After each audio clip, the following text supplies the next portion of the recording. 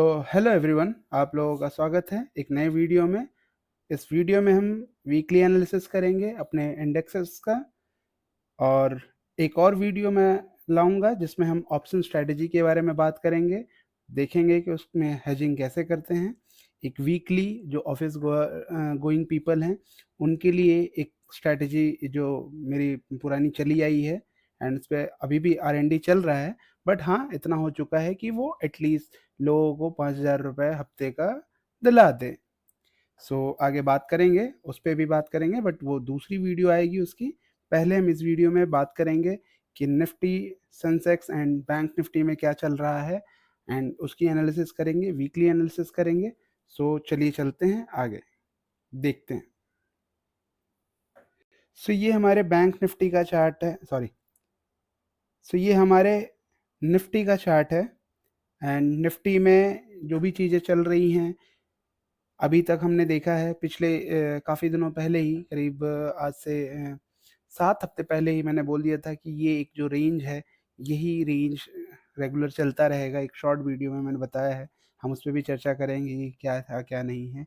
अभी भी मार्केट कहीं न कहीं उसी एक रेंज में है, एंड अभी जो मार्केट का जो व्यू है, वीकली जो व्यू है, जो भी हम वीकली व्यू बना रहे हैं या फिर डेली जो व्यू बना रहे हैं, उसमें क्या है, वीकली तो अभी निफ्टी स्ट्रांग है, बट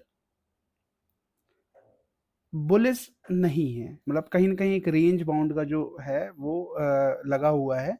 बट हाँ, डेली में वो बुलिश है। मतलब अगर आप डेली में देखोगे तो कहीं न कहीं वो एक बार नीचे की तरफ आके ऊपर जाए। इसमें रेंज हमारा क्या रहेगा? रेंज हमारा जो रहेगा, ऊपर के जो सपोर्ट्स हैं, अगर इसे आगे की तरफ बढ़ना है तो एक बार अपना जो रेजिस्टेंस है 25,100 से लेके जो 25,300 का जो एरिया है, इसे निफ्टी को ब्रेक करना पड़ेगा। जब तक ये इस एरिया को ब्रेक नहीं करेगा, तब तक निफ्टी यहाँ से आगे की तरफ नहीं जाएगा। ये जो एरिया है यहाँ से आगे की तरफ, उसे जाने में थोड़ी कठिनाई होगी।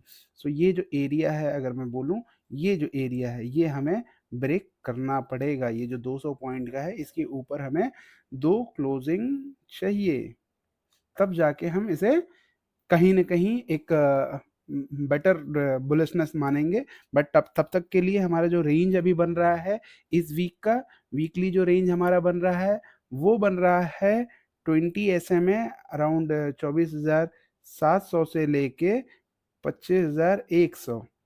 ये रेंज है। अगर इसके ऊपर और नीचे की तरफ जो सपोर्ट है, एक बार अगर आप देखोगे पिछले वीक में कहीं न कहीं यहाँ पर तोड़ने की कोशिश किया था। बट एक साइकोलॉजिकल सपोर्ट जो होता है वो 24,500 का है, जिसे तोड़ना ये ज़्यादा हो गया।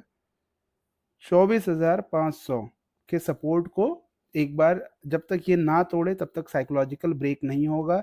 इसके बाद ही हम निफ्टी को डाउन ट्रेंड में मानेंगे। टिल द टाइम ये एक स्ट्रॉन्ग चार्ट है, जब तक कि हम इसे बुलिशनेस में नहीं कंसीडर करेंगे, जब तक कि ये हमें ऊपर की तरफ 25,100 को तोड़कर 25,300 के ऊपर हमें क्लोजिंग दे दे। 200 पॉइंट की क्लोजिंग कोई बहुत बड़ी बात नहीं है, बट हमें ये क्लोजिंग चाहिए।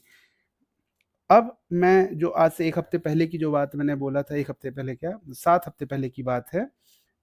उस समय अगर हम वीकली चार्ट पर देखेंगे, जो मैंने बात किया था उस समय, वो मैं आप लोगों को बता दूँ, वो अब दिखा देता हूँ।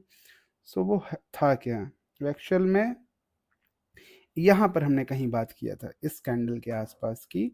एक बार जब ये यहाँ पे स्टार्ट होता है और ये जो जा रहा है, अगर आप देखोगे उसमें भी मैंने इसी तरीके का एक वो बनाया था। तो कहीं न कहीं 3 हफ्ते की और उसमें मैंने बोला था कि 3 हफ्ते का और वो लगेगा, जब ये 3 हफ्ते क्लोज़ हो जाएँगे एंड उसके बाद ही निफ्टी ऊपर की तरफ जाएगी। तो अभी भी नेक्स्ट वीक से लेके 3 वीक हैं, जो 3 वीक हमें रेंज बाउंड मार्केट और दिख सकता है। उसके बाद ही कहीं न कहीं हम आगे की तरफ मूवमेंट देख रहे हैं, और इसके बाद देखते हैं कि बुलिशनेस आता है। मतलब मोस्ट प्रोबेबली जुलाई में तो बुलिशनेस रहता ही रहता है, बट ठीक है, जून में भी एक डिप आता है, डिप क्या क्या डिप, वो हमें ये 23,800 या फिर 24,000 के आसपास एक बार डिप देखने को मिलता है, क्योंकि जून में एक डिप आता है, बट वो डिप मुझे दिख नहीं रहा है। टिल द टाइम हमारे पास एक बड़ा सपोर्ट है 24,500। 24,500 का एक बड़ा साइकोलॉजिकल सपोर्ट है जो हमें दिख रहा है।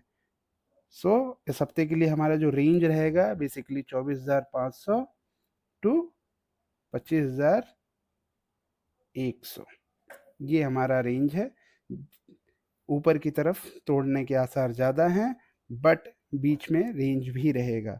सो इस बार का, इस वीक का जो निफ्टी का चार्ट है वो हमें स्ट्रॉन्ग दिखेगा, स्ट्रॉन्ग लेस बुलिश रहेगा। सो अब चलते हैं अब आगे हम बैंक निफ्टी में एक बार देखते हैं कि बैंक निफ्टी में क्या हो रहा है। ये हमारा बैंक निफ्टी का चार्ट है, और इसमें हम अगर देखेंगे तो हमें bank Nifty daily basis and weekly basis दोनों पे ही ये बुलिश दिख रहा है, ये बुलिश है। अगर यहाँ पर हम इसको ध्यान से देखें तो जैसा कि मैंने पिछले वीडियोस में भी अपने बताया था कि इसे 56,000 को ब्रेक करने की क्षमता है। पिछले 1-2 वीक पहले बीच में मैं वीडियो नहीं बना पाया हूँ, कुछ रीजंस थे, बट उसमें मैंने बताया था कि बैंक निफ्टी 56,000 के जो रेजिस्टेंस है उसको ब्रेक करने के लिए रेडी है, और उसने ब्रेक भी कर दिया है।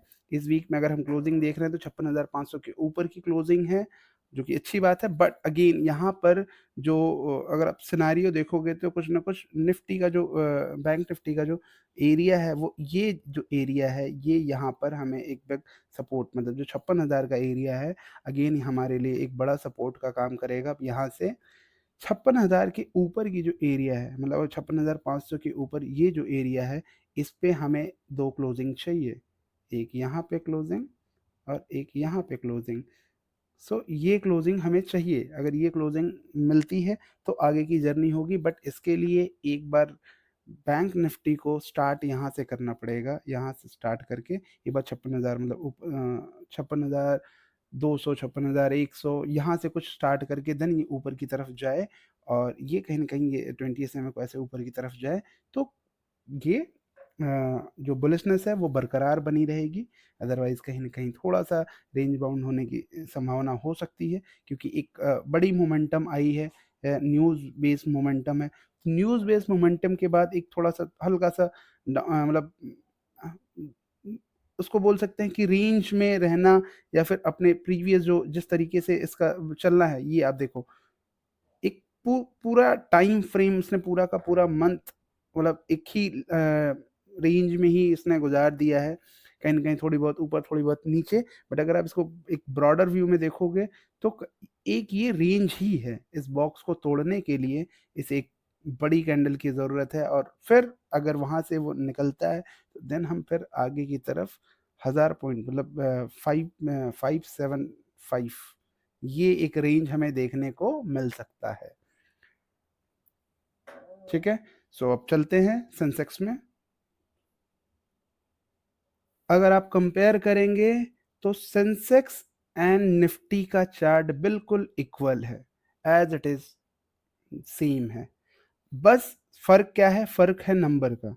अगर मैं इसके नंबर्स की बात करूं तो हमारे पास जो 25,000 वहां पर था, यहाँ पर वो 82,500 है। यहाँ पर हमें 82,500 से लेके 83,000 के बीच का जो अपर सपोर्ट है, ये यहाँ पे, ये रेंज यहाँ पे हमें ऊपर की तरफ क्लोजिंग चाहिए, देन फिर हमें एक अपर मूव दिखेगा, सेम जैसा निफ्टी में है वैसा ही है। नीचे की तरफ आपको 20 SMA एंड जो साइकोलॉजिकल सपोर्ट है वो 82,000 है। तो लगभग अगर जो लोग निफ्टी में ट्रेड करते हैं वो ये सेंसेक्स में भी same as it is trade कर सकते हैं इसी बेस पर। बस नंबर्स थोड़े अलग रहेंगे और चीज़ें थोड़ी सी बच के रहें, लिक्विडिटी का थोड़ा इशू रहता है, बट ठीक है, धीरे धीरे यहाँ पे भी बढ़ रही है।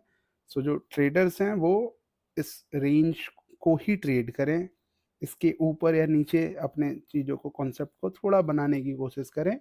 बट हाँ, नेक्स्ट जो हम बात कर रहे थे ऑप्शंस के बारे में, जो हेजिंग स्ट्रैटेजी है उसके बारे में मैं इसके बाद उस वीडियो को भी अपलोड कर दूँगा और देखते हैं कि क्या हो सकता है। वैसे वो स्ट्रैटेजी बहुत बढ़िया है, इसके साथ भी मैं अटैच कर दूँगा। तो इसको क्लोज़ करते हैं।